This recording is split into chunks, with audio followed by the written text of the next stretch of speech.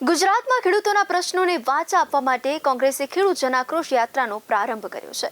કોંગ્રેસ પ્રમુખ અમિત ચાવડાએ જણાવ્યું હતું કે આ યાત્રા ખેડૂત આક્રોશ યાત્રા જ નથી, ખેડૂત અધિકાર યાત્રા પણ છે। કોઈપણ સરકાર જગતનો તાત ખેડૂત જાણે ભિખારી હોય તે રીતે તેની સાથે વર્તી શકે નહીં।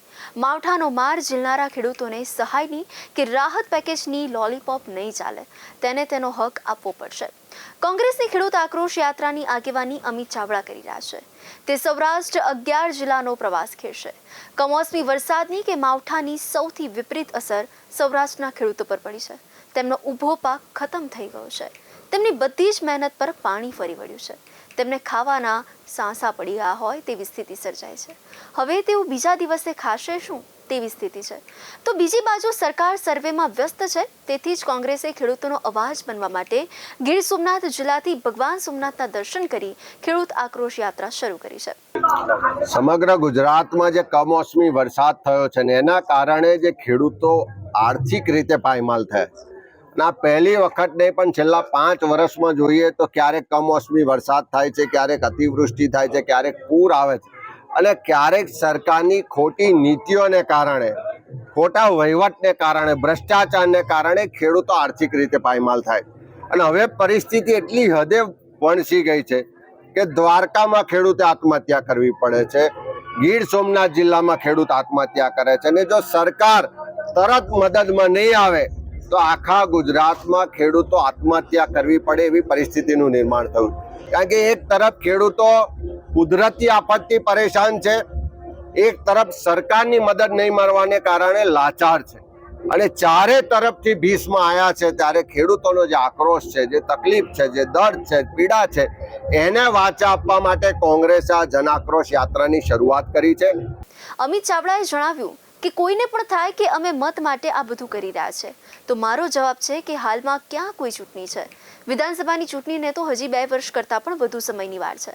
અમારે ફક્ત ખેડૂતના અવાજને વાચા આપવાની છે, તેનો અવાજ સરકાર સુધી પહોંચાડવાનો છે, તેની વ્યથા ગાંધીનગર સુધી પહોંચાડવાની છે। હવે શું સૌરાષ્ટ્રનો ખેડૂત તેની વ્યથા કહેવા છેક ગાંધીનગરના ધક્કા ખાય? આ માટે અમે ખેડૂતની વ્યથા અને ખેડૂતના આક્રોશના પ્રહરી બની રહ્યા છે। તેથી જ જય સોમનાથથી શરૂ થનારી અમારી આ યાત્રા જૂનાગઢ, અમરેલી, ભાવનગર, બોટાદ, સુરેન્દ્રનગર, મોરબી, રાજકોટ, જામનગર અને પોરબંદરમાંથી પસાર થશે અને દ્વારકાધીશને ત્યાં તેનું સમાપન થશે। અમે ખેડૂતોની તકલીફોને જાણીને જ સરકાર સમક્ષ અમારી માંગો મૂકી દીધી છે।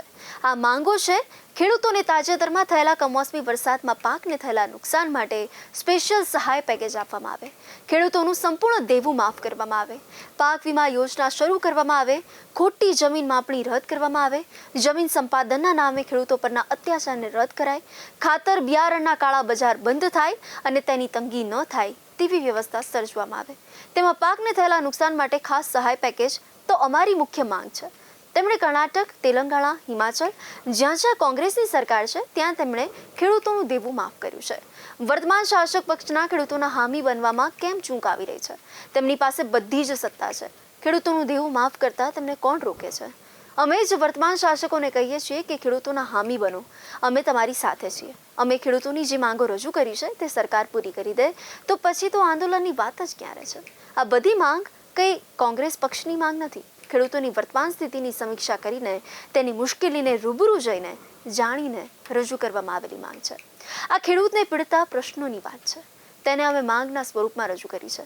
સરકારે આમાં અમને કાણી પાઈ પણ આપવાની નથી, પણ કમસે કમ તે ખેડૂતને તેના હક તો આપે। ખેડૂતોના હક આપવામાં તે પાછી પાની કેમ કરે છે? ખેડૂતની વાત આવે ત્યારે સરકાર કેમ પારોટના પગલાં ભરે છે? તેમને જપાતા વળતરમાં કેમ કાયમ કાપ આવે છે? તેને લગતી યોજનાઓનું શા માટે ફીડલું વાળી દેવામાં આવે છે? આ અગાઉ પણ અમે ખેડૂતોને રાત્રે અપાતી વીજળીના વિરોધમાં સતત રજૂઆતો અને આંદોલન કર્યા પછી સરકાર દિવસે વીજળી આપતી થઈ। કોંગ્રેસે પહેલી જ વખત એકજૂટતાનું પ્રદર્શન કરતા તેની આ રેલીમાં પક્ષના બધા જ દિગ્ગજ નેતાઓ જોડ્યા હતા। તેમાં લાલજીભાઈ દેસાઈ, વિમલ ચુડાસમા, લલિત કાગથરા, ભૂતપૂર્વ વિધાનસભ્ય ચંદ્રિકાબેન ચુડાસમા, લલિત વસોયા, ખેડૂત નેતા પાલ અંબલિયા અને જિલ્લા કોંગ્રેસ પ્રમુખ પૂજા વંશ સહિત અનેક સ્થાનિક કોંગ્રેસી આગેવાનો તથા વિસ્તારના સામાજિક આગેવાનોની જોડે અન્ય ખેડૂત આગેવાનોએ પણ હાજરી આપી। અમિત ચાવડાએ વિશ્વાસ વ્યક્ત કર્યો હતો કે અમારી યાત્રાનું ફળ ચોક્કસ ખેડૂતોને મળશે। અગાઉ પણ અમે આ જ રીતે આંદોલન કરીને ખેડૂતોને તેમના હક આપવાની સરકારને ફરજ પાડી હતી।